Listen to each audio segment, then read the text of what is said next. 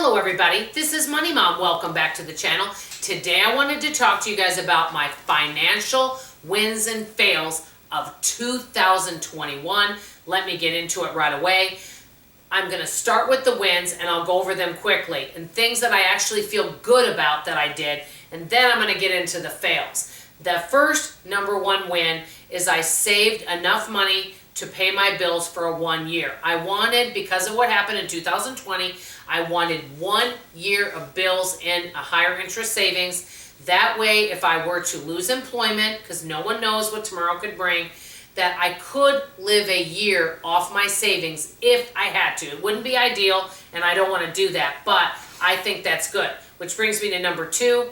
Whenever I had months where I made more money, or I would have what I call a windfall, because the money that I make each month is different. What I would do is pad sinking funds and savings accounts and prepare ahead for things, pay bills ahead, all of that. For example, many of you are wondering, what is a sinking fund? I've mentioned it before. A sinking fund is a savings account for something that you know may come up. For example, our home is paid, but I have house taxes that I pay once a year.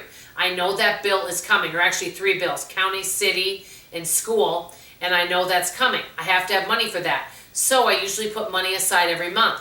Well, if I have some extra jobs that I make extra money, what I might do is pad those sinking funds and put extra money in there. That way I've got the money for when things come up. So that way, number one, sum it up, I'm really prepared for if something comes up with job loss and things like that, or having to pay a bigger bill, I'm prepared. Number three, I'm constantly now, even if it's little micro mini steps, learning new skills, and I have pivoted into a couple new things such as recruiting, some merchandising, and learning new skills, which I hope to do more of that in 2022, but that does make me more employable. So that's number three. Number four, this is probably one of the best things I did. I finally bit the bullet and got my foundation done. Thank God that I did that. I was so worried it was going to be like $30,000. It was a little over $6,000. I am so happy that I got that done. It's still kind of settling a little bit, but I have the warranty and everything, and I'm very pleased with what they did. It's Accurate Foundation. If any of you live in Dallas, I highly recommend them. Non-sponsored. Very happy.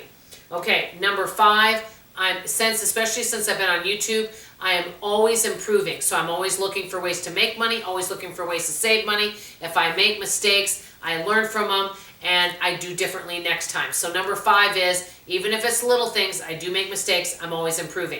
Now, on to the fails. Number one, my weight. I didn't lose any weight, and I gained weight in 2021. My own fault. I take ownership for it. I think part of the reason why is I got lazy, didn't track, and also I've been under a lot of stress with some of my work situation, and when I'm under stress, I comfort myself with food. No excuse, I'm just being straightforward with you. So big fail would be weight, and that is financial because it does affect your finances. Number two, this office chair. Yes, I like it. I've done another video on this, but I bought a component that I won't even be using, the massage and heat feature, and I could have gotten a chair for less money, okay? Number three, and I know this might sound like something small, but hey, every little bit, adds up. I bought 2 nightgowns like this. I really only needed one, but I bought 2. And it's little things like that that can add up in our budget. I only actually needed 1 nightgown, and I bought 2. Another thing is, I already have a Christmas sweater. I bought this. It's been unseasonably warm in Dallas, and I've only worn this once. And so I really didn't need a new Christmas sweater. So I basically spent some extra money on some clothing that I didn't really need. So that would be that. And my biggest fail, I would say, for the year, besides my weight, would be overspending on groceries. 5 of the 12 months of 2021, I went over my $450 budget. I didn't have to. I could have been more mindful. And so I will be reining that in for 2022. I wanted to share that.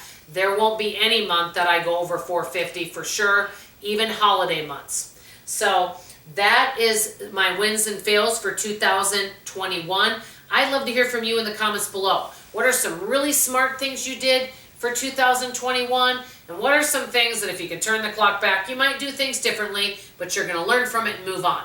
I always love to hear from you. That's all I have to say for now. I love you, I appreciate you, and I'll see you on tomorrow morning's video. Bye-bye.